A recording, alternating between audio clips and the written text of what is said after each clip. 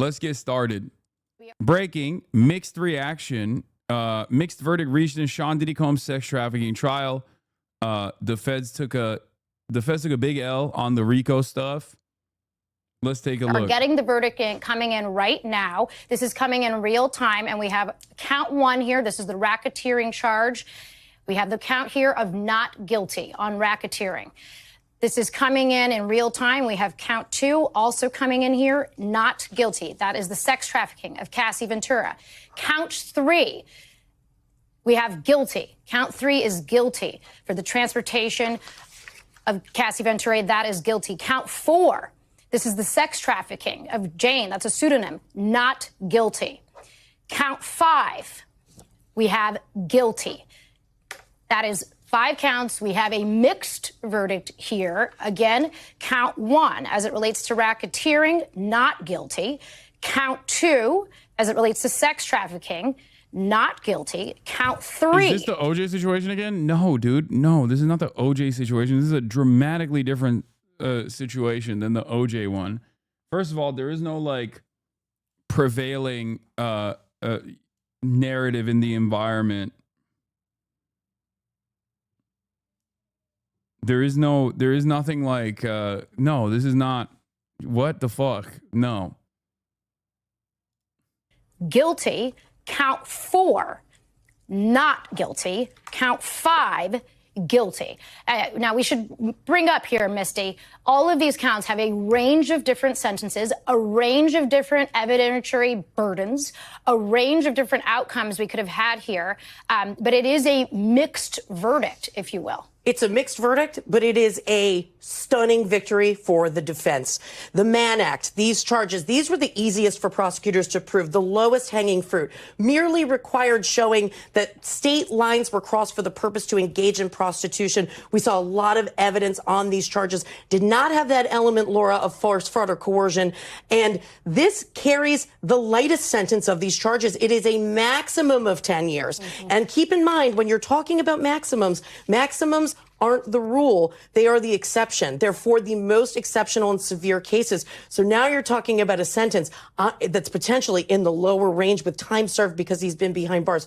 The fact that these sex trafficking charges, specifically with respect to Cassie Ventura, means that the jury was convinced by the defense, at least with respect to reasonable doubt, that the commercial sex, i.e. the freak-offs, were not connected to some of this violence, that there was not that force, fraud, or coercion element. That is by far, from a penalty perspective, the most serious. It carried a 15-year minimum. So that is a huge distinction.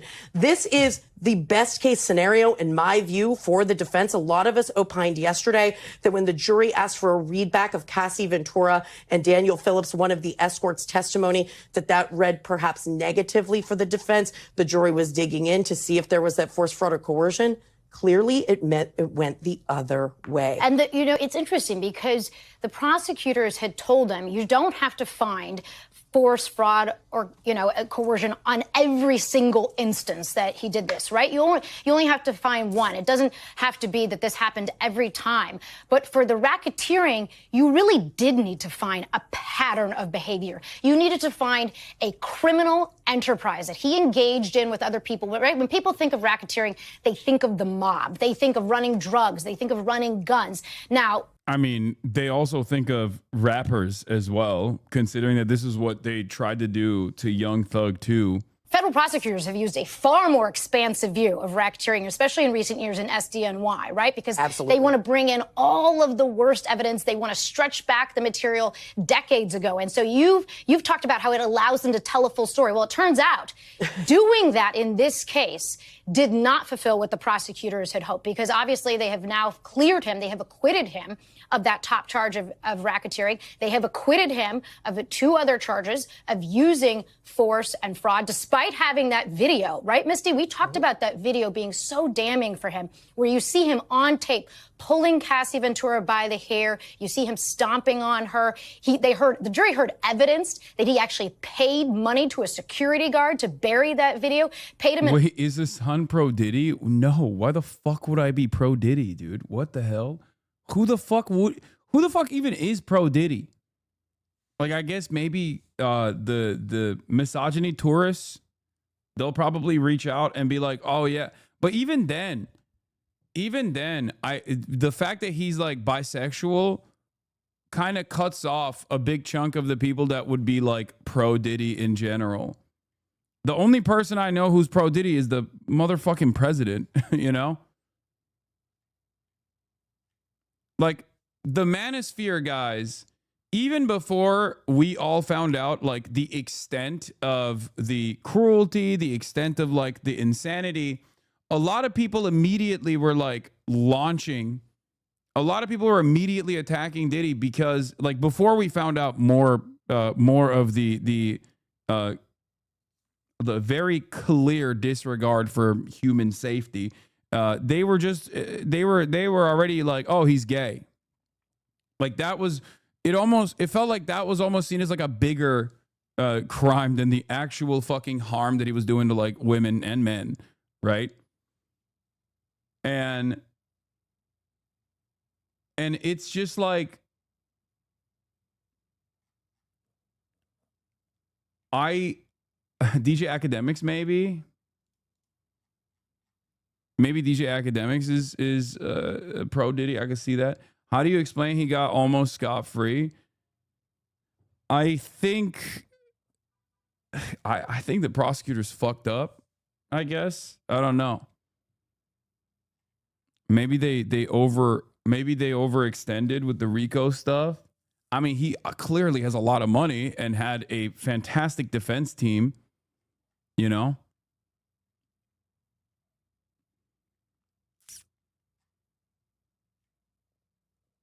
I'm surprised. I'm just as surprised as you are. But then again, I wasn't paying super close attention, so maybe I might have missed something, you know what I mean? And yet it wasn't enough. It was not enough. So when it comes to the sex trafficking, yesterday, those questions that the jury asked for the readback with respect to the testimony aligned perfectly to what prosecutors in their closing argument said were three very obvious instances of sex trafficking, because they did not have to find that it was the hundreds of times that Cassie Ventura had testified that she engaged in these freak-offs. So prosecutors pointed to these three. That testimony. He's on video dragging a woman back to the hotel room. Yeah, except the problem with stuff like that is number one, the criminal justice system very clearly doesn't successfully prosecute people often, people that harm women often, even if it's on camera. Number two, okay, I think that there is a difference in the charges potentially. As opposed to like simple domestic abuse or domestic violence. Like that's a much easier thing. That's a much easier thing to get across, especially because it happened on camera. But this is not about that. This is a larger. This is a case that is much broader than simply what he was caught doing on camera. Yeah, they couldn't prove a connection between the on-tape violence and the sex trafficking.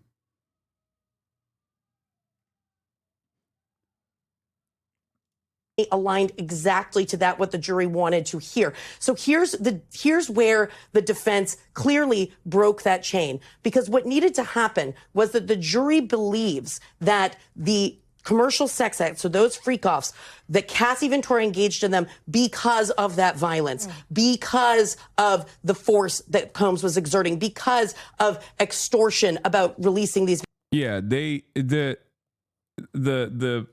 prosecution was not, I guess, able to convincingly explain that the extortion and the violence played a formative role. And they literally hit again, this is why I said misogyny plays a role in this. They hit no, she was actually enjoying it and she was actually asking for it defense. It's I guess, a very hard argument to make to begin with.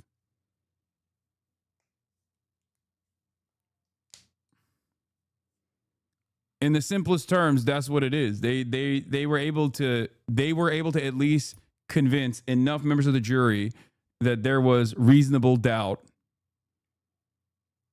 that the victims were involved in this in a way that they were in a way where they were consenting to it rather than being extorted. Videos. But what the defense argued was there were lots of other reasons. There was jealousy in the relationship. Yes, there was violence, but it related to these personal romantic relationships that he had with both Cassie and Jane. As opposed to being part of this masterminding of an enterprise. And you know what's interesting, Laura? So now we know, we opined about why the jury was not on the same page when it came to RICO. We said, was it because they couldn't agree on a predicate crime, or was it because they just couldn't get there with respect to the idea of this criminal enterprise, which has been very amorphous? Are we going to see Tory Lanez as defenders? Yes, but the manosphere, I think, is like of two different minds here, because on the one hand, the manosphere loves when like men who get accused of sexual deviancy, sexual assault, sexual harassment get off. They love that shit, and they will join in on the pylon regardless. But also, a lot of those dudes are homophobic. So Diddy being bisexual puts a little bit of a fucking stopgap on it. Like because they've been using. That's the reason why people have been using like no Diddy or Diddy freak offs as like as a way to say like no homo, as a way to point to like queer behavior in general. So while they hate women enough to like kind of use this as a celebration, I think it would give a lot of people pause to fully come on board, especially because like Diddy's reputation has been permanently tarnished as a direct consequence of you know, being out and about openly bisexual. During the course of this case from So prosecutors who knows, hasn't really defined what it is or its purpose. And the answer is it's that. It's either they didn't believe there was a conspiracy or the enterprise existed. And I say that because the Mann Act, these two charges. Like if he was just straight and also a you know, mass rapist or whatever, they would totally fucking defend him, I think. That's it. Are predicates for RICO. Yeah. So if they believed that there had been a criminal enterprise, that would have been enough. This would have satisfied the predicate crimes. So that means they didn't satisfy. The text did a lot of heavy lifting. The defense used them to make it seem like she was into it because you can't necessarily read emotions through text. New York Times did an article on them and shows the text here. A jury began deliberation on Monday over the fate of Sean Diddy Combs, who was facing charges of sex trafficking and racketeering conspiracy.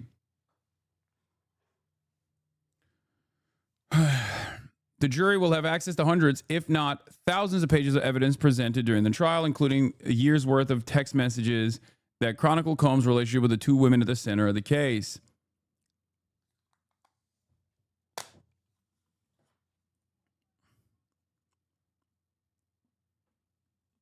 The trove of texts the jurors have seen provided intimate glimpses in the dynamics of the two tumultuous relationships. The first with Cassandra Ventura, the singer known as Cassie. The second with a woman who testified under the pseudonym Jane. Swipe to read the selection of messages the prosecution and defense have used in court to make their case.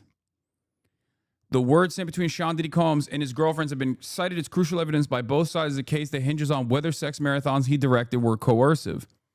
When do you want to freak off? Lol. Lol, I'm just going up to change and put my ring in.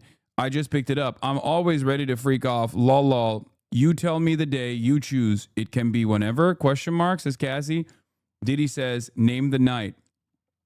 The defense referred to this August 5th, 2009 exchange to try and convince jurors that Cassandra Ventura, the singer known as Cassie, was a willing participant in the freak-offs. In 2016, Sean Combs says, call me, the cops are here. You gonna abandon me all alone? Call me, please. Cassie says, I have a premiere Monday for the biggest thing I've ever done in my life. I have a black eye and a fat lip. It was time for me to go. You are sick for thinking it's okay to do what you've done. Please stay far away from me. 2016. Call me. Help. I'm about to be arrested, says Diddy. The prosecution pointed to this March 5th, 2016 exchange, which occurred after Ventura was assaulted by Combs in the hallway of a Los Angeles hotel after a freak-off as a part of his effort to manipulate her. The police never arrived at the hotel. Like, he did some demon shit, dude. He really did. He really did do some demon shit. It is kind of wild. It's not just like gross, ew, icky, oh, gay, whatever the fuck people think. Like, he was straightforwardly beating women and making them participate in these like sex parties. Like, at some point, they might have actually enjoyed the sex party initially. That doesn't change the fucking dynamic. There's no like, oh, you consented once, so it's over. You know what I mean? Like, it doesn't work that way. You don't get forever consent. Which, good luck explaining that to a jury that is, of course, majority men.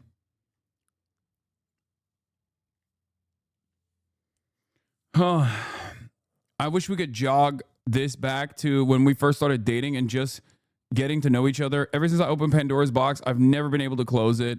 One night of fun turned into the entirety of our relationship. And now it's all I'm expected to do and get called for. It's hurting me because I'm so much more than being loved in the dark in hotel rooms, doing things that make me feel disgusted with myself.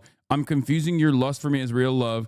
My heart is really in this and it's breaking. I don't want to play this role in your life anymore. It's dark, sleazy, and makes me feel disgusted with myself. This is September 17th from Jane, the other the other person that came out.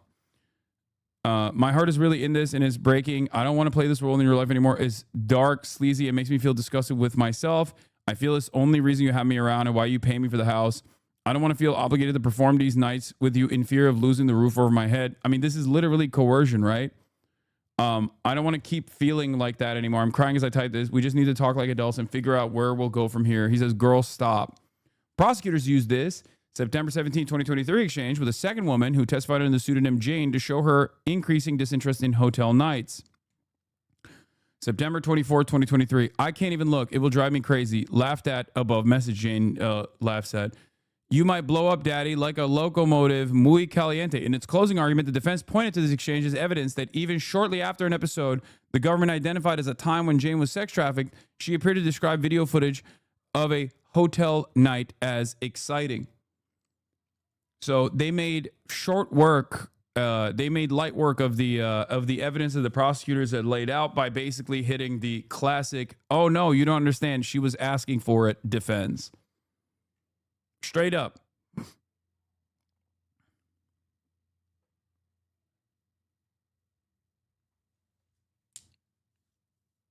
She was the third and was subpoenaed, not voluntary as far as I know. What the defense used to discredit her is that Diddy still pays her rent and paid for her attorneys. Law tip. It's a complicated case to prove from just a logistical perspective. You need really skilled prosecutors who know what they're doing. Tons of evidence means a jury could get bored or confused easily. Typically, federal prosecutors are on top of it. Looks like they dropped the ball here and the defense capitalized.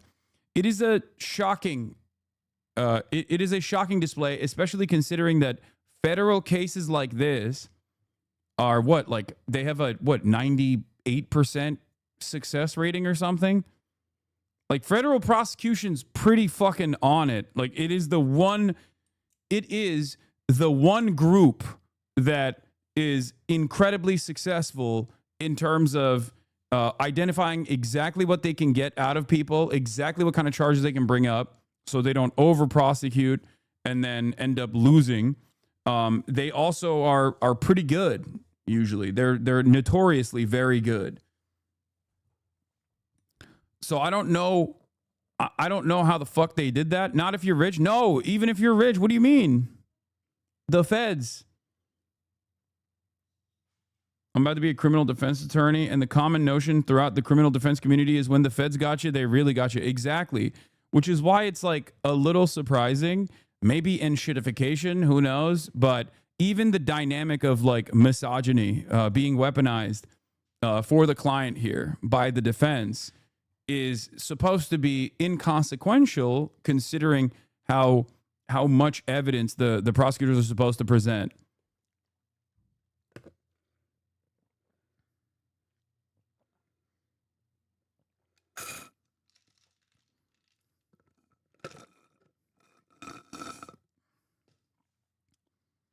But yeah, Diddy's defense team was pretty goated from what I understand. And I think it was literally, I think it's also Luigi Mangioni's defense team too. Now, there is no underlying overarching societal expectation between men and women in the Luigi Mangione one, so that's not going to work in his favor. But yeah, he was Young Thug's lawyer. The Young Thug case is even harder, in my opinion, to beat than this one. Like, given the evidence that we looked at with the Young Thug one, and also on top of that, the dynamic of a black person engaging in a criminal enterprise as a rapper, that is one where the societal attitude does not favor Young Thug. It actually works against him, as opposed to Diddy, the dynamic between female victims of sexual coercion and sexual assault. That dynamic does work in favor of Diddy, as we saw.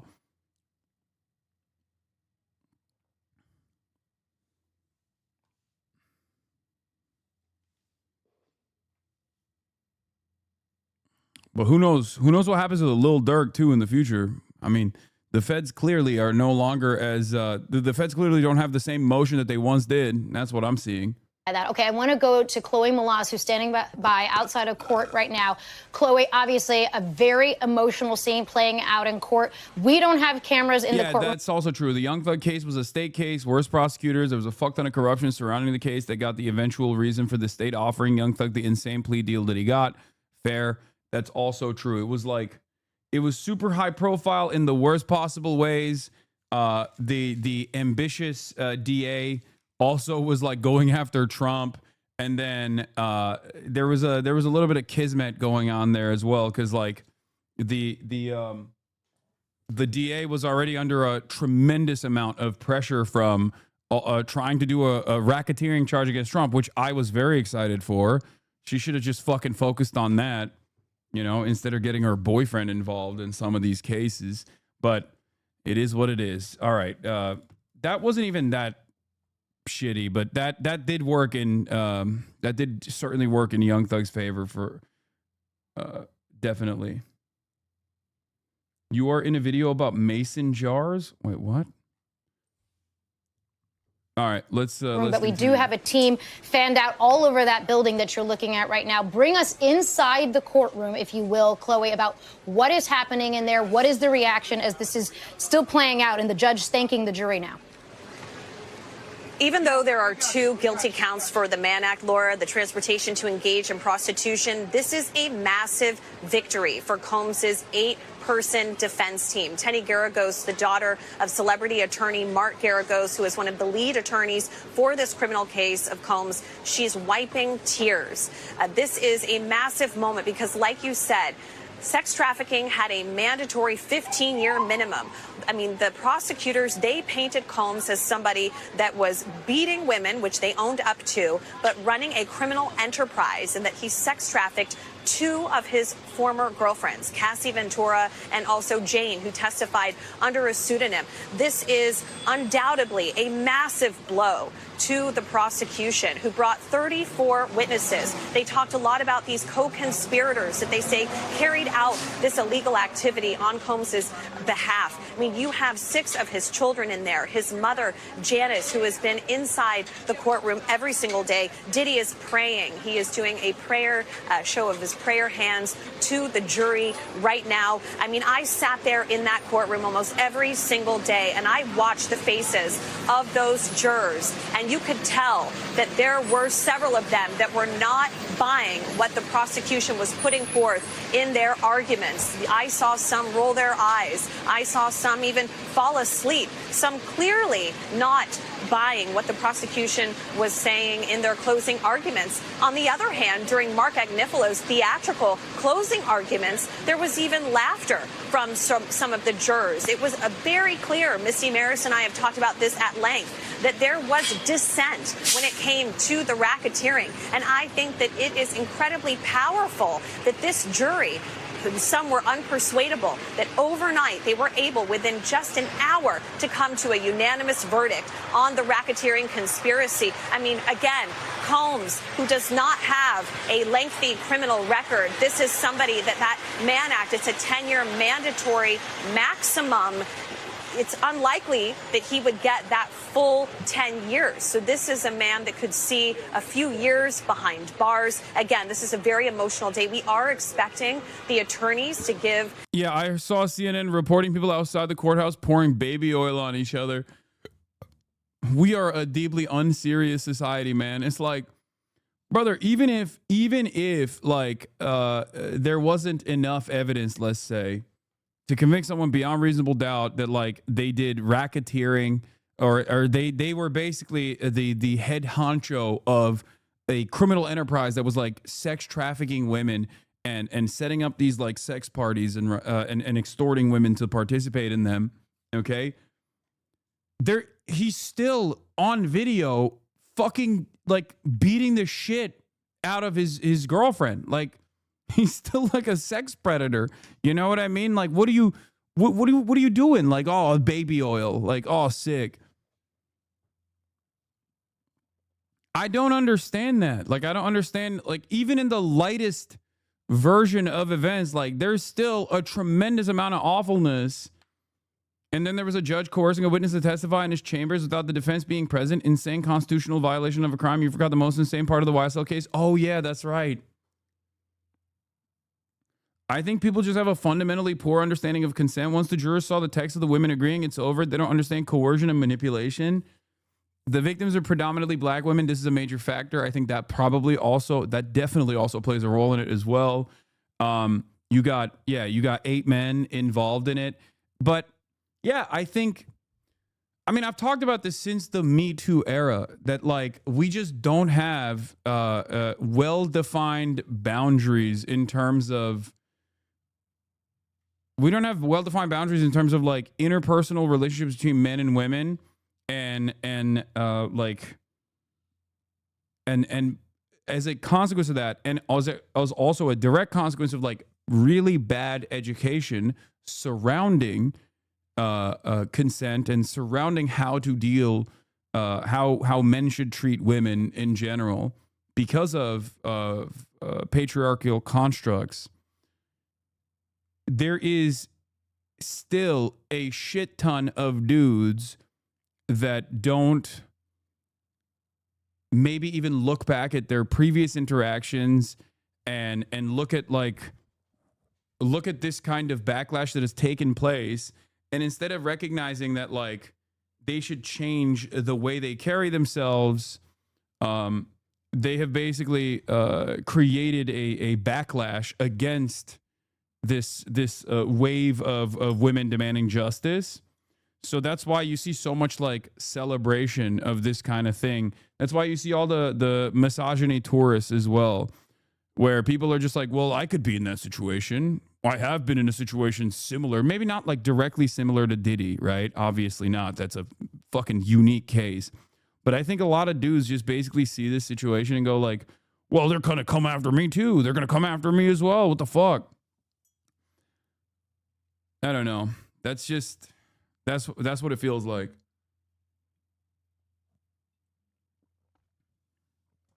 Can you define misogyny tourist for us? Yeah. It's something that I noticed in the Tory Lanez case, which was, especially when you look at the details without any sort of bias whatsoever, when you just like look at the details of what took place and what the criminal justice system decided to take on as an issue, given Megan Thee Stallion's like initial lack of interest in like prosecuting Tory Lanez, despite the fact that he literally shot her, like shot in her direction, shot at her, right? People, regardless of people's interest in Tory Lanez directly, because like there were a lot of people who didn't give a fuck about Tory Lanez, but they did care about like a woman that was victimized in the negative direction, right? Like people jumped on board in this case and defended Tory Lanez unconditionally because because they were like, oh yeah, no, this guy's innocent. He like shot a woman. Who gives a fuck? Like, this is yet again another instance where like a man is in the crosshairs. A man is under attack.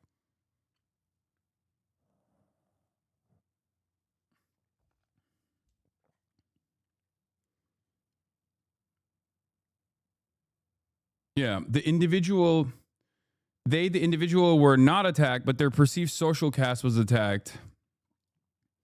Yeah, it wasn't even like Megan Thee Stallion pressing charges against Tory Lanez anyway. It was the fucking state. It was a criminal case. And I feel like this dynamic plays itself out over and over again in so many circumstances where, like, this isn't to say that there is no instance where like a man has been falsely maligned. I'm sure it happens. But the overwhelming majority of times is like men not being prosecuted for things that they've done that is prosecutable, or men getting away with doing heinous shit to women. That is like, it's entirely slanted in one direction. And I think the only reason why a lot of people basically fucking unconditionally support men in every single one of these cases is because they fear that they have found themselves in this tricky space of navigating interpersonal relationships with women, and they think they have also done things similar, and possibly some have done things that are similar, right? Harmed women in this circumstance as well. So this is like, this is what it is. Chances are, if you're worried that they'll go after you, then that's probably pretty likely you did some sleazy shit. Like, there is a I think an exaggeration on their end as well. Like, there isn't, because they're not fucking random dudes that are defending fucking Diddy, are not defending Diddy because they also have done racketeering and potentially extorted women to do sex trafficking over fucking state boundaries. Okay, that is a hyper specific 1%er style crime. Okay, it is the energy involved and the battle lines that have been drawn that people see themselves on one side of this versus the other. No, it's not even aspirational. These people are not thinking about it like that. They're thinking about it as this. Okay, I've been in a situation where I wanted to have sex with a girl and she said no to me, but maybe I was a little pushy and maybe I was a little rude, maybe I was a little creepy. What if I would go to jail for that similar thing? That's what they're thinking, okay? They're not clipped. Guys, stop. You know what I'm explaining here, okay? That is just like the mentality that drives so many of these people. It's nasty as fuck to say clip it off of this.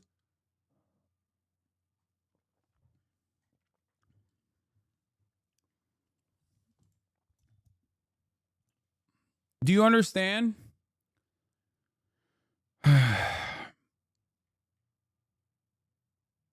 I think that is where a lot of people's that is where a lot of people come from. That's their starting point. Especially considering that like I said, there is a lot of, like, people will say, oh dude, consent is consent. Like, yes, this is true.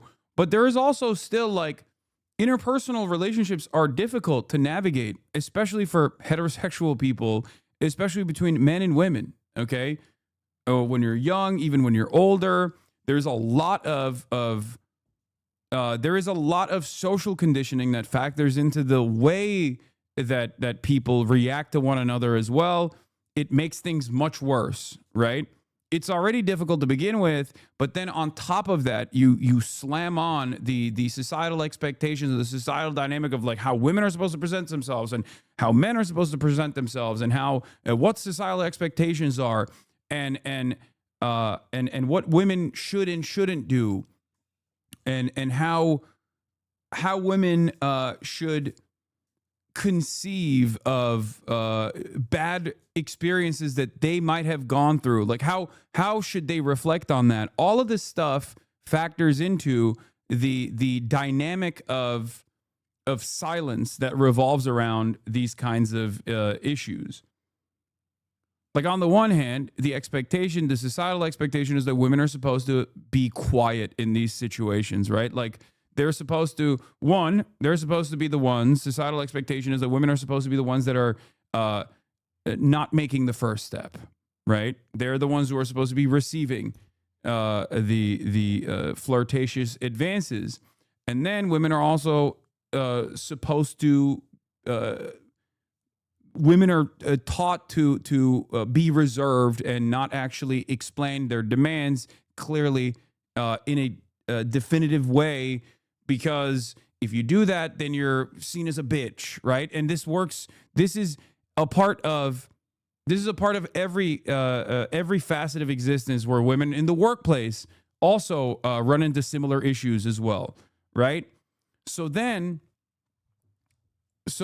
on top of that, like, men are also taught to chase and be pushy, and all of that is all of that factors into it. And then like there is the expectation that like women are supposed to maintain some kind of like chastity, right? So even if they have a sexual desire, they're taught not to express that sexual desire in a forward fashion, because then there's the slut shaming dynamic beyond it. So then at that point, even if someone were to consent or were to be invested in pursuing a relationship further, they're not clearly defining that they want that, and in which case, that's the male on that on the other side of that is like the pursuer, and they're thinking, oh, she's just saying maybe she's being more reserved because she's worried, right? She's worried about how this looks. So then, you know, she's just playing hard to get. Like all of this stuff exists already as a direct consequence of the well-established gender dynamics that play a formative role in every aspect of society. So then when you fucking slam all of that together, this is the outcome. And I'm not talking about Diddy being victim to societal expectations. I'm saying why he was able to get away with doing heinous shit, and why some men see themselves in a similar vein and will literally go out to bat and will defend these heinous perverts. Okay? And for younger boys, it's just a joke for them. It really bothers me how the takeaway from this case is that he's bad and gross because he's bisexual, not a sex trafficker. Gen Alpha and young Gen Z literally say no Diddy instead of no homo. I know. That's why I said like it's a unique predicament, because like on the one hand, I don't think anyone's gonna be like pro Diddy. Also, thank you for the 100 gifted subs, open presents. But not because of the gender wars issue, because the gender wars issue demands that young men defend. The gender wars dynamic demands that young men unconditionally defend and vociferously defend Diddy. But the fact that he's also, the fact that he's gay causes people to not do that unconditionally and vociferously, if that makes sense.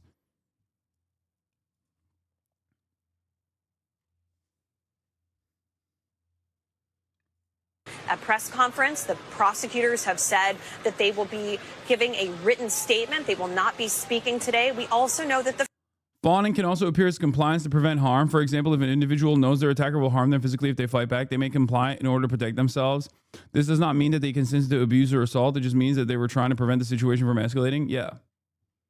family plans to address, his children, they plan to address the public. And we do think that there could be a statement from Combs himself later today. But in a very emotional scene in the courtroom. And I just want to remind everyone that over the last 7 weeks, although there were 34 witnesses that took the stand, Combs' team not calling a single witness and resting their case in just 30 minutes. I want to describe the scene behind me now. You have what I like to call citizen journalists. These are live bloggers, Instagrammers, TikTokers, filming every single day, live streaming what's happening here. There is a massive crowd gathering. There's about 100 people here right now. Some people are wearing free puffy shirts. You've seen that over the last several weeks. And again, Laura, a stunning victory, if you can call it that. But it is, considering that he was facing up to life in prison, for Combs and his legal team this morning. Yeah, no question. The federal prosecutors are going to be massively disappointed with this verdict, even with those 2 guilty counts, Chloe. We thank you for watching, and remember, stay up. What are we looking at now with regard to years? Of course, we should point out there will be an appeal. He's got plenty of money to do that. But let's take it from where it stands right now. I think I saw recently is a cop explaining how he has to teach coercion to young men, using them getting mugged as an example. Like, you have your wallet because he threatened to stab you. It was still against your will. And that's the only way he can get them to understand coercion sexually. It's actually kind of good. That's a decent way to explain that dynamic. You might even, in an effort to not, whether because you're a victim of shock and trauma in that moment, you might even try to like make jokes with the person who is pursuing you, right? Yeah, you might even try to like have a normal back and forth conversation. So to the onlooker, if that was like documented, they could just as easily say, well, you gave your fucking wallet to this guy. You gave your wallet to this guy and you joked around with him. Okay, but what you don't see is that he had a fucking gun, you know?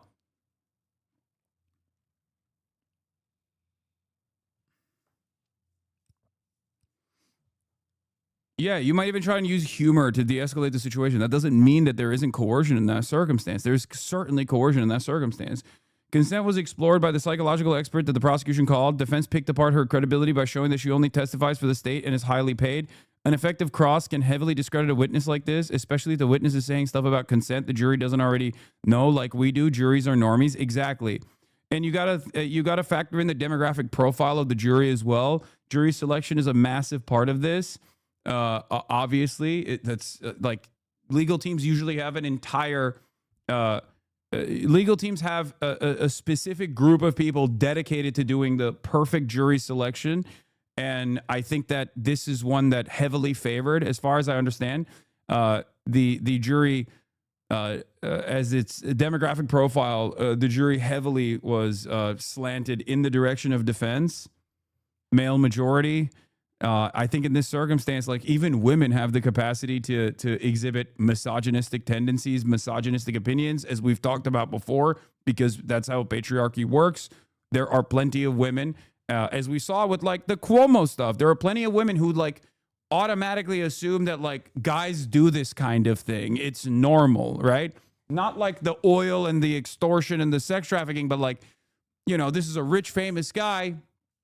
This is a rich, famous guy who's paying unimaginable amounts of money to all of these women. They should be grateful. Like, you know what I mean? Like that could be the attitude of an even older lady, for example. And then that certainly is the attitude of a lot of the men in the jury. It's way, way, way more likely that the men in the jury are going to feel that way. Okay?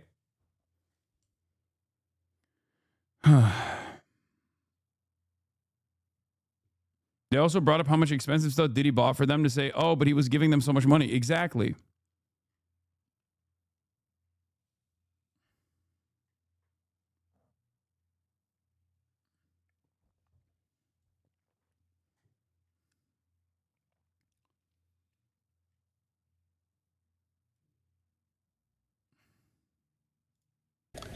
Kira, I'm still trying to wrap my mind around this. I'm not even sure if I would say there would be an appeal, because for Sean Combs and his defense team, this is a massive win. 3 of the counts that had a life sentence possibility are gone. When it comes to transportation to engage in prostitution, from what I heard, and it's likely his defense team employed a rarely used tactic called "This Is Real," the Chewbacca defense, which is literally named after a South Park joke. This tactic is basically used to repeatedly ask questions that would be permissible under the rules of evidence, but are only being asked to confuse the jury and make them overthink things. That all being said, there are ways to get through the hostile jurors. It just takes skill and preparation, and the prosecutors fucked up. I'm just shocked because it's like the feds. That's it. Nah, for real, too many people have a "what did you think would happen" go into that party mentality. It's bogus, and the collective society is fried for so many countries. Yeah, this is one of the most prescient, long-standing parts of every country, like most countries, culture war issues is like the gender war dynamic.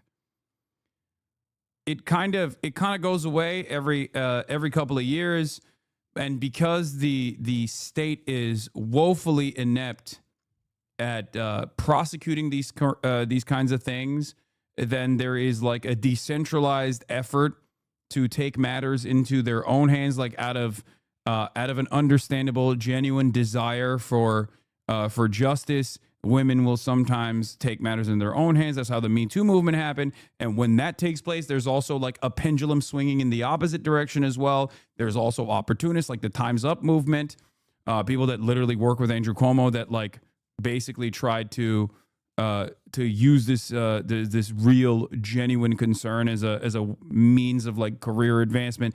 But then the pendulum swings in the opposite direction. There's also people who are getting articles written about them that is seen as like a career death sentence, I guess, quote unquote.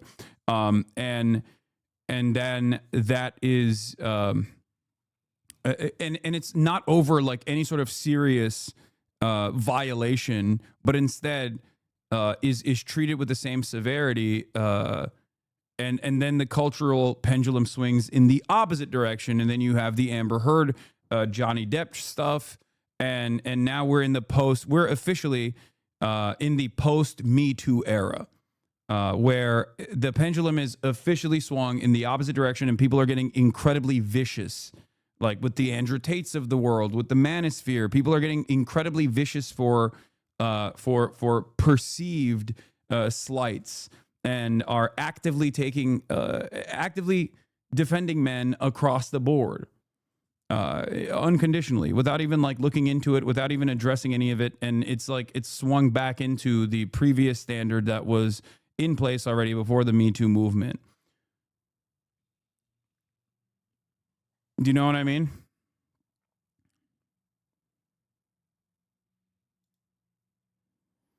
Do you think they intentionally flubbed this so that any potential blackmail shit will stay hidden? No, I don't think P. Diddy's level of like sex party shit was actually being done in a similar fashion to Jeffrey Epstein. So no, I don't think that. Like, I don't think P. Diddy or Andrew Tate are like Jeffrey Epstein style sex traffickers. I don't think that they're playing the same fucking role. Like, I don't think that that's what's going on.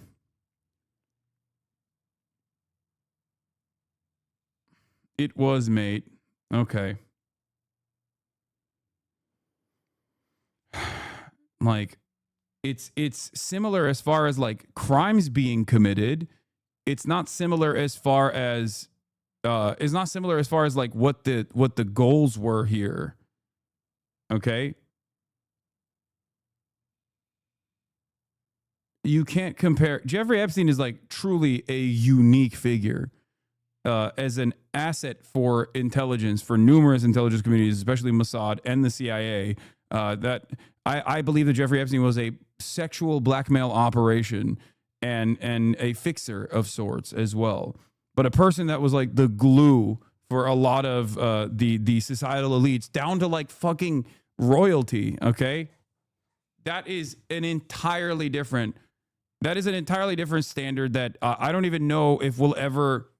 I don't even know if we'll ever find another version of that. No reason to think Diddy wasn't the same for Hollywood. No, I think there is a.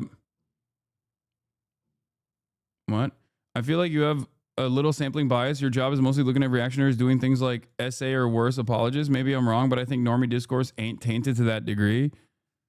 No, I think normies have a really slanted opinion on this kind of stuff where they're just like, I don't really get it. Yeah, a rich guy was doing sex parties. It's weird. It's gross. But like these women were probably asking for it is probably the most common normie attitude on this stuff.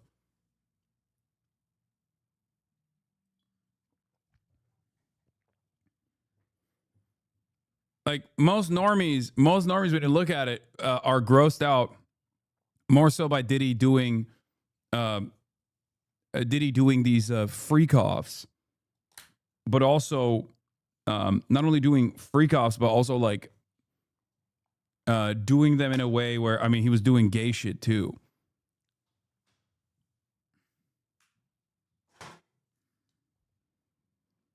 Cassie is opposing Sean Diddy Combs' release from federal custody. Miss Ventura believes that Mr. Combs is likely to pose a danger to the victims who testified in the case, including herself, as well as to the community.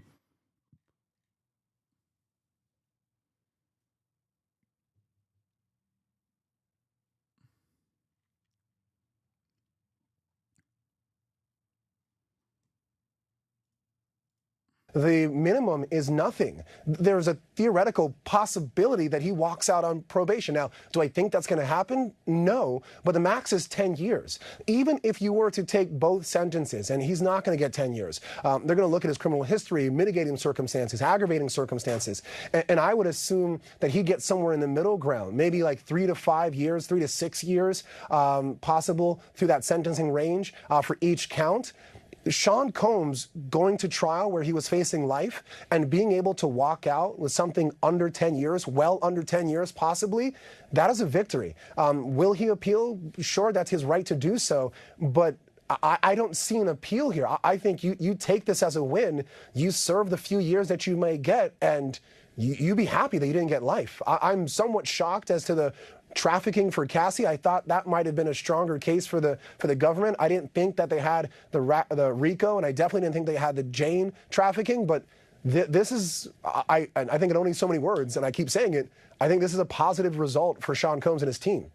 Knowing what we know about what happened and how he treated these women, and now looking at this outcome, they're saying it's a victory for the defense, which is true, Chatter. He's not saying it's a victory for women. It's clearly not.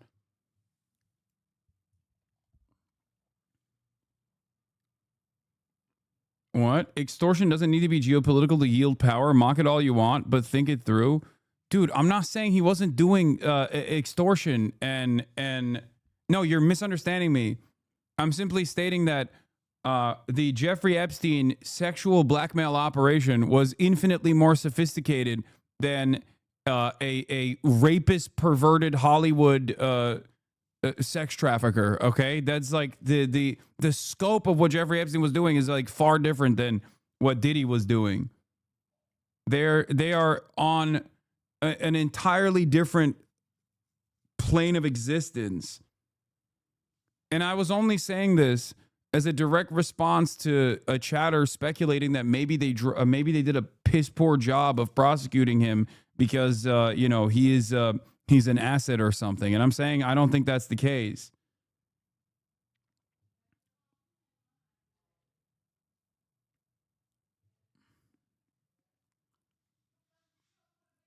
Like Harvey Weinstein would be more of an equivalent or closer equivalent in terms of power and magnitude, but like but that even then it's not. Even then it's I don't think it's like a blackmail operation. You're so bad at explaining your points. Wait, what? What did I how what?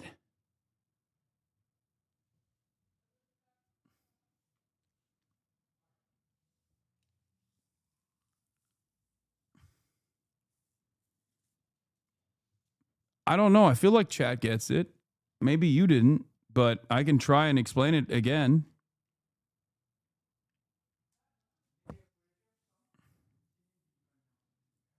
Acquitted on the most serious charges.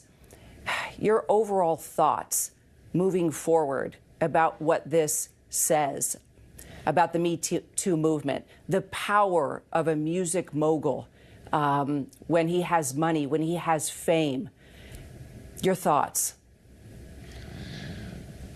So my thoughts, I think, I try to go beyond just being an attorney, and I'll try to sidestep them and just talk as a man, as an adult. I think there can be no mixing of words as to what Sean Combs is when it comes to the treatment of women. Full stop, period. There's no question as to what we saw in terms of the strength of the women who took the stand and testified about the abuse that happened to them. There's no question about the photos we saw of Cassie in terms of the bruising of her body, the bruising of her face, and the violence in that Intercontinental Hotel, full stop. There's no justification of that. There's no explanation of that.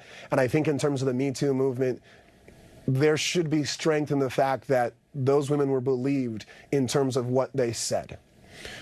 Putting my attorney cap hat back on for a moment, I think the difficulty of this and what may be perceived, and I hope it's a perception and not a reality, of the Me Too movement taking a step back based on this verdict, I think it comes from the overreaching of the government in this case, of trying to fit the allegations of this case into a RICO conspiracy, made it that much less palatable for the jury to take what they were saying to be true. And I think that might have also affected, in some way, shape, or form, the trafficking as well. I'll be honest, I'm somewhat shocked that they did not find Sean Combs guilty of trafficking Cassie because of the violence there. But I think that they made a mistake of not understanding the difference between a brutal domestic violence relationship in which Sean Combs participated in and was in many regards an aggressor of, if not the absolute aggressor of, and trafficking. And I think the overreach and misapplication of what 12 people in the Southern District of New York, or what society would believe to be trafficking in RICO, that misstep and misperception is what led the SDNY here. The SDNY has phenomenal prosecutors, has a phenomenal office, and their record speaks for itself. But I think in this case, they overestimated the strength of their case, and this is what happens when a jury speaks. A rapper filmed and photographed in the public eye for decades, now for the past few weeks only seen through the eyes of a courtroom artist. It took 28 days of testimony and 3 days of deliberation for a jury to decide the fate of Sean Diddy Combs. A man who 2 years ago... Yeah, Southern District in New York is one of the fucking best prosecutorial teams in the country, if not the best. Like, they take out financial criminals. Like, they have an incredible track record. So this is also a major stain on that reputation as well. Was given a golden key to the city, where he's now been locked up for prostitution-related offences. But he was cleared of the most serious charges. Like a free black man America. Amen, Jesus. That decision was seen as a victory by Combs' supporters outside the courtroom. And forgive us our trespasses, as we forgive those who trespass against us. Dude, what the fuck, bro? Yo, when I see stuff like this, I just want to fucking defend him. Come on, Ben, let him. Okay. I just like when I see stuff like this, I truly, I'm like, I want to just like reset. I want to just like tap the fuck out. I don't want to be a part of society anymore. Like, I want to live like a goddamn hermit. I don't know if I'm the only one who feels this way, but when I see motherfuckers like behaving like this and not feeling a sense of shame, and also on top of that, feeling a sense of justice and purpose in their completely distorted view of the world. Like, we have let the crackheads become the main fucking figures of society. And every day it gets worse. Every day. Every fucking day. I don't get it. I don't understand it. Like, it makes me feel like I don't know if I want to be a part of this this journey any longer. It almost causes me to feel this like deep sense of nihilism that wants me to just like pull in and protect my immediate friends and family members and just like move out of this space and stop participating in this shit. Obviously, I don't lean into this tendency. It's an inherently reactionary one as well. It's like what conservatism is all about. But like, goddamn, dude, what the fuck is this? How is this any different than the Supreme Court order on an injunction? Hammer of justice is sometimes stupid, my man. No, I know, but it's not simply the stupidity or the lack of justice in this circumstance for the victims. But it's also like the shameless ways in which people go out and defend it for totally separate, self-involved reasons.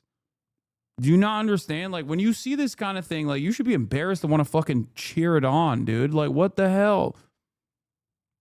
Like, motherfuckers putting on a Sean John t-shirt to be like, dude, I fucking love P. Diddy, dude. Yo, let me go to your sex parties, king, please.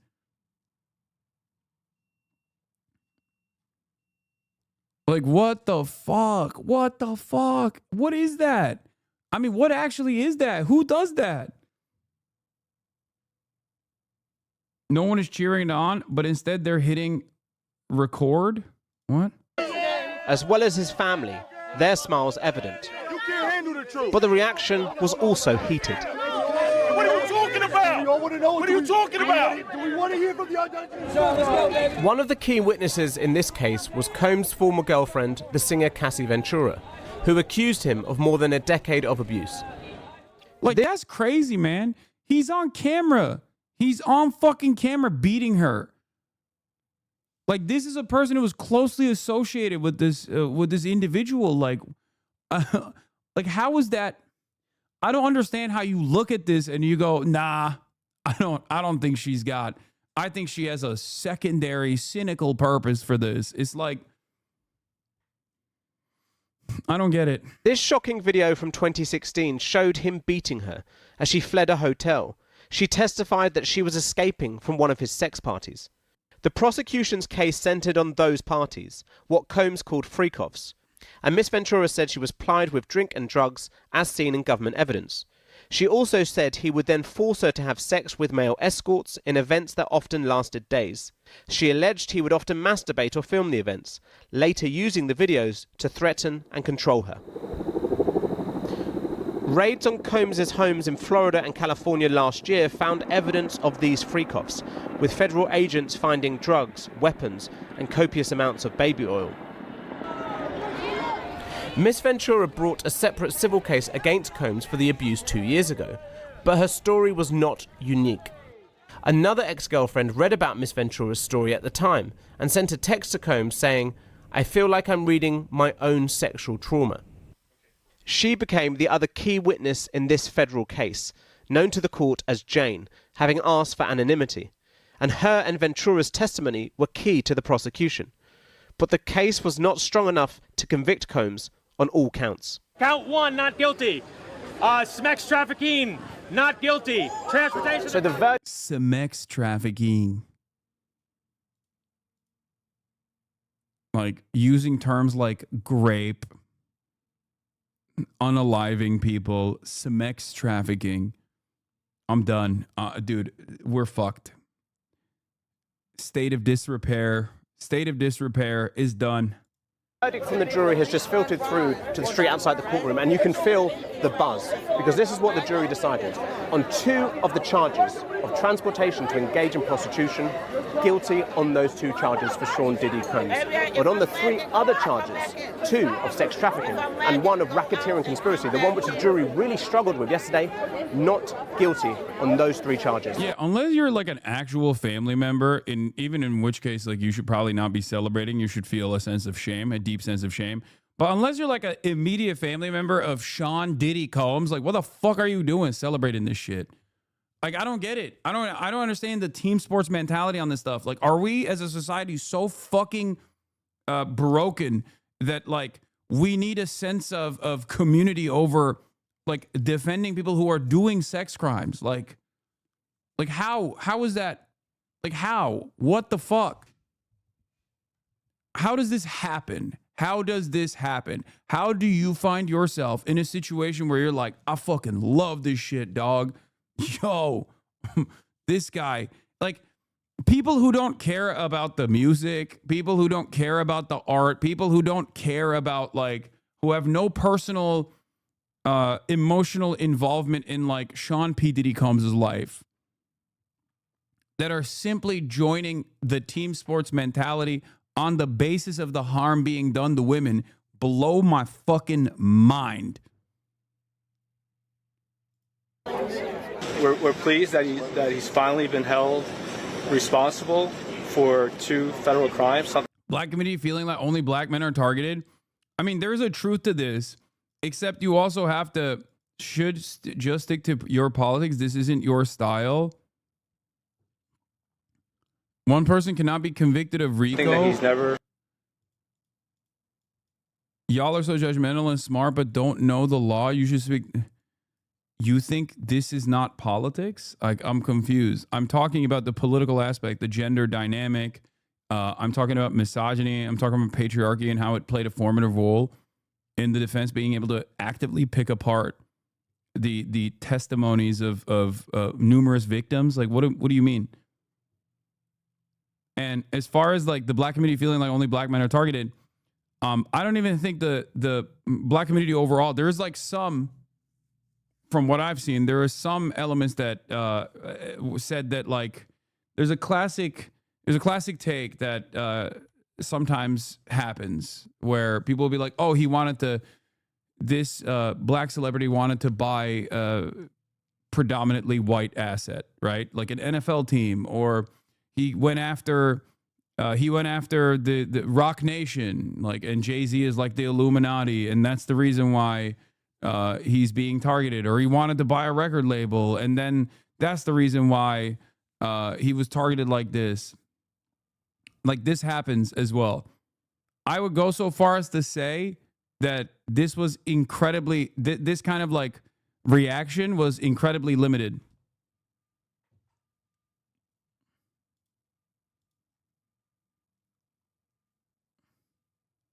Yeah, because he wanted to make his own liquor brand outside of the big brands or whatever. But like that kind of reaction was like fairly limited in this circumstance. I think the reason why it was fairly limited is because Diddy also is like broadly seen as a pervert for some understandable and good reasons, because he is one, but also seen as a pervert because he's queer. He does gay shit. So that kind of cut away at some of the defenses that he would, under normal circumstances, experience. Faced in his life. He still faces substantial jail time. Of course. There's also he doesn't get that. That's also true. He doesn't get that cover from the black community because we've always heard shady shit about him, and some of us think that he got Tupac and Biggie killed. That's also the other side of it too. Like, Diddy's been seen as like a demon for quite a long time as well. There's also the other side of the story where people think that like he actively grooms children, like child celebrities. Like, there's the Justin Bieber stuff as well. So there's been a lot of anti Diddy sentiment all over, and especially in the black community as well. For that reason, Usher, that's another. Yeah, Usher is the other example that people use, and it's been going on for decades. So I don't think you'll see as much overwhelming support for P. Diddy in this situation, even though the gender war dynamic still exists. We would have liked to have seen a conviction on the sex crimes in RICO, but we understand beyond a reasonable doubt is a high standard. That Combs was found not guilty on 3 of the more serious charges, one of which would have carried a life sentence, meant that when he heard the jury's decision, Combs sank to his knees. The defense had painted a picture of a loving family man. And Combs' mother and children were in the court throughout the trial. He had always pleaded his innocence, and the defense rested on the issue of consent. They said that multiple texts from the 2 women, Cassie and Jane, showed that they enjoyed the freak-offs, and that while Combs' sex life may appear unseemly, it wasn't criminal. In the future, can't wait to see if you open up the gates. Combs' private life is now as much in the public eye as his music, the man who became famous in the mid-1990s under the name Puff Daddy. A music titan who would become a businessman and role model. His star power brought even a young senator from Illinois into his orbit. Listen, you're a motivating force for young people all across the country. Your music moves people. He surrounded himself with A-listers, but when it came to this trial, the only major celebrity attending court in solidarity with Combs was the controversial rapper. That's all you need to know, man. That's all you need to know, dog. I'm sorry. That's all you got to know if someone is on the right side of history or the wrong side, okay? Like, the only person that was coming out in defense of Diddy actively was fucking Ye, okay?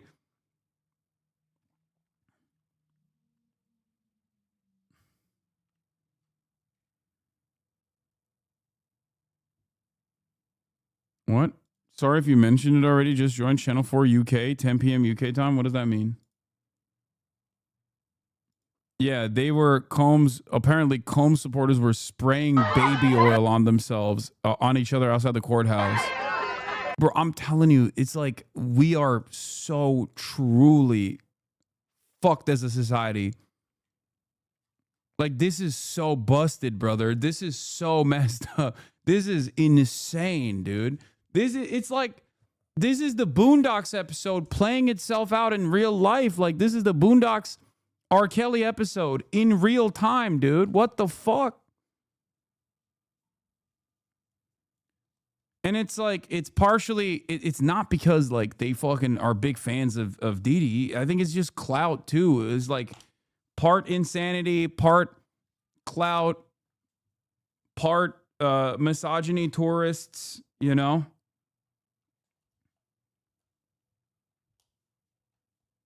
Chill Hasan, but yes. I mean, that's what it is. Why the fuck would you do that? Why would you publicly do this? Why would you publicly do this? Especially a case such as this one. Why would you do this? Because you're fucking mentally ill, you want clout, you're clout obsessed, and you probably don't give a shit about women in general, okay? That's the only reason why you would do this. You have no sense of shame, like no sense of self-preservation, what this looks like.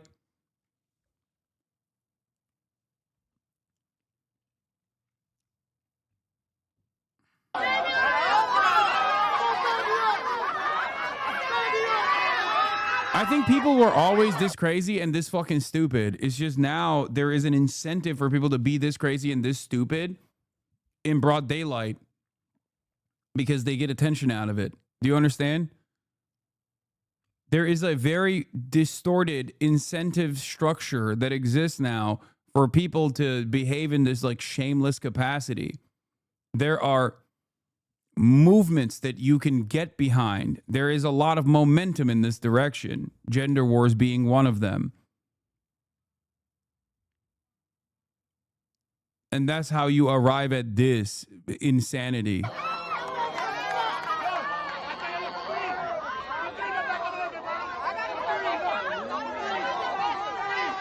don't know what she's gonna do, y'all.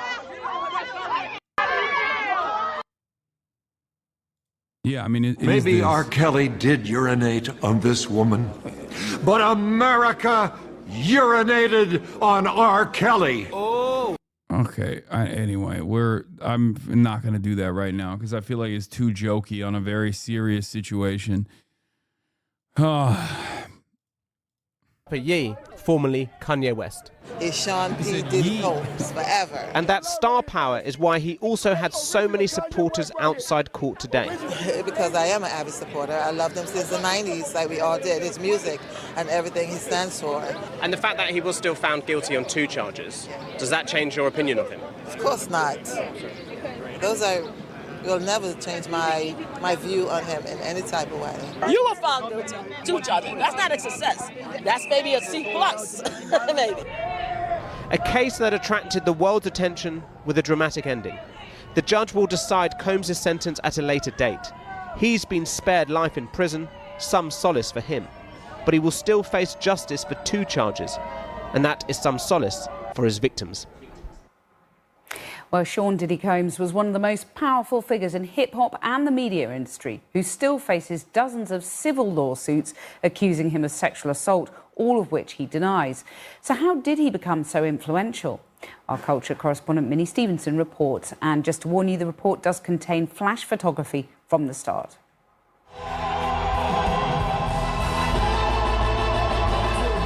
A mogul, a myth, a mirror of the times. Tonight at the centre of a stunning fall from grace. From Harlem to stardom, Puff Daddy, P. Diddy, just Diddy, the rapper in his many incarnations. One thing's for certain, Sean Combs had cultural capital and he flaunted it to control and abuse. Seems like yesterday we used to rock the show. But just how power is used and protected in the music industry is now laid bare. I've gone from Harlem to Hollywood. Diddy's status cemented in Hollywood's Walk of Fame, embedded in every corner of the entertainment industry. Music exec, fashion entrepreneur, business icon, now convicted criminal. Yeah. We sending this one out to all the ladies. For decades, Diddy seemed untouchable, a symbol of hip-hop's rise from the margins to the mainstream. Sean Combs got his break as an intern at Uptown Records, but it didn't take long for him to shape the future of music. If you don't have a strong mind and you're not mature, then you're going to come and go in this game real quick. In 1993, he founded Bad Boy Records. His first breakout artist, the notorious B.I.G. It was all a dream. I used to read Word Up magazine. A collaboration that changed the sound of East Coast hip-hop. Diddy wasn't just a producer, he was a curator of cool. We call it urban high fashion. He knew how to brand success, glamour and aspiration, especially for young black America. Anybody could wear it, any race, religion, creed. From Sean John clothing to a lucrative vodka deal, Diddy expanded far beyond music, creating an empire built on image and influence. Y'all have heard about the world famous party. But fame came with controversy. In 1999, while dating Jennifer Lopez, Combs was charged and ultimately acquitted in a nightclub shooting in New York. That trial marked the beginning of a shadow that would follow him for decades. Fast forward to 2023, when Cassie Ventura, Combs' former girlfriend, filed a lawsuit alleging a decade of abuse, including sexual assault and human trafficking. It's so difficult to reflect on the darkest times in your life. Sometimes you got to do that.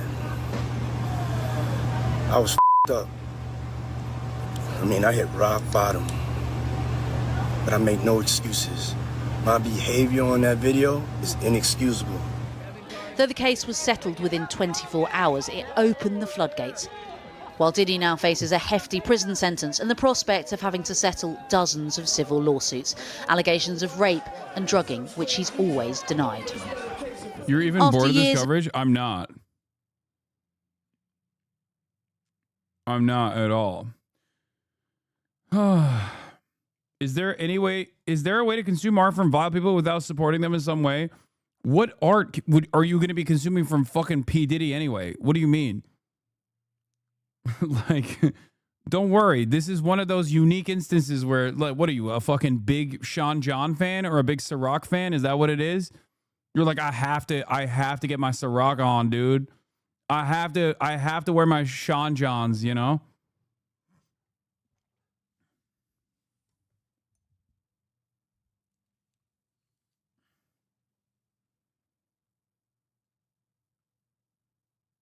Didn't this guy have like an industrial supply of baby oil in his house? Like, I feel like that alone is sus enough.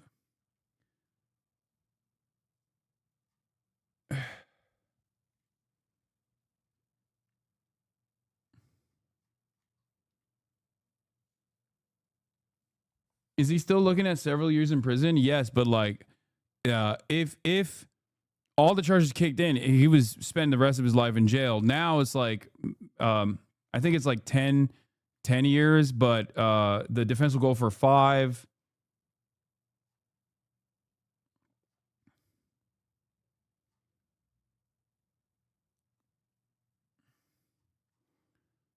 During the red carpet clip, specifically, Cassie is alleged to have covered multiple bruises on her face and body with makeup, and people can see the bruises peeking out in those close-up pics. Yeah, 10 years max. So 20 years maximum sentence. And we don't even know if it's like going to be added on to one another. So it's 20 years or even 10 max. So it's like side-by-side sentencing. And then you can try and lower that with a decent defense team down to 5, and then you get out in 2 on good behavior. That is also, if you don't factor in and I mean this with all sincerity, a fucking Trump pardon. Like, that's not even a joke. Like, there is also a possibility of a Trump pardon. I could totally see that. He will be like, Diddy has been a great friend. He's been prosecuted unjustifiably by woke DAs that are also coming after me in the Southern District of New York. They came after me too, just like they came after Diddy. They came after Diddy because he's a good friend of mine. I can see that. Trump also does love dropping these like little fucking bombs. These little like distraction bombs, as I like to call it. Like, I don't think he strikes Iran as a distraction, but this is exactly the type of shit that he would do as a distraction. I could totally see him doing some shit like this as a distraction. You know? That is the type of shit. That is the type of shit that he would use as a distraction, for sure. He's very good at that sort of stuff.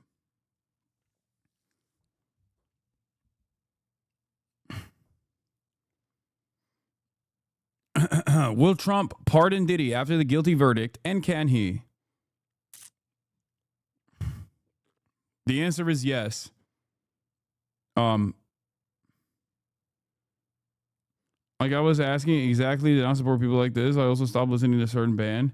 So I found they're fucking racist. I don't know, man. I just, exercise your own discretion, I guess. I don't know how to answer you. All right.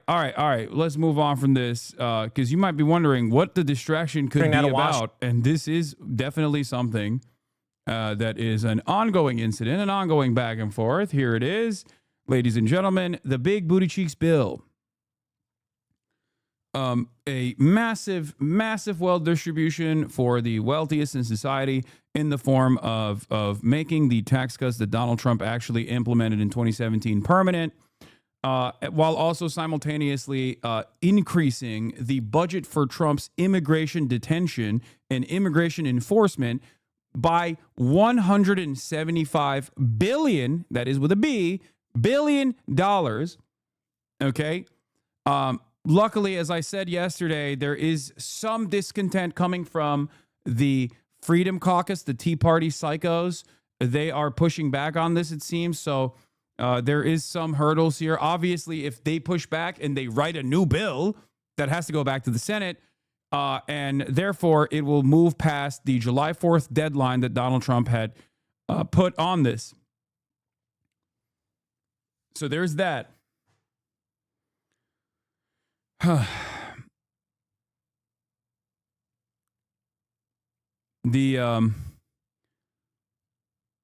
do more for us than the Dems. I mean, they have historically done more than the Democratic Party, even when the Democratic Party itself has actually unironically tried to lower Social Security payouts.